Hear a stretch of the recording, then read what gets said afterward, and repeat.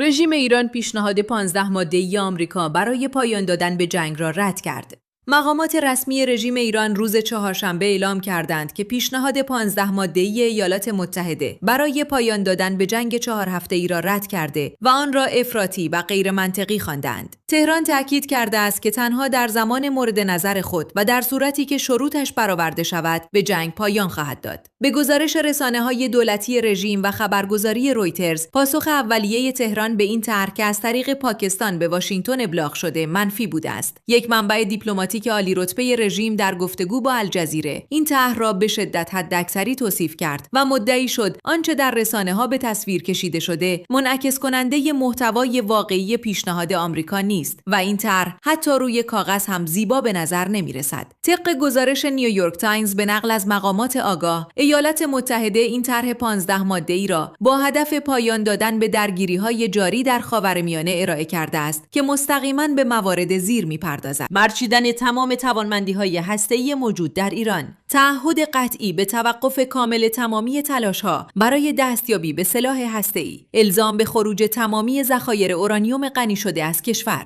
رسیدگی به برنامه‌های موشک‌های بالستیک و تأمین امنیت کشتیرانی در تنگه هرمز. همچنین گزارش‌ها حاکی از آن است که واشنگتن برقراری یک آتش‌بس یک ماهه را برای فراهم کردن فضای مذاکرات پیرامون این توافق پیشنهاد داده است. در همین حال وزارت امور خارجه مصر ضمن دعوت از تمامی طرف‌ها برای تداوم تلاش جهت یافتن راه حلی دیپلماتیک اعلام کرد که قاهره در کنار پاکستان و ترکیه برای حل بحران فعلی و دستیابی به یک توافق مذاکره‌ای همکاری می‌کند.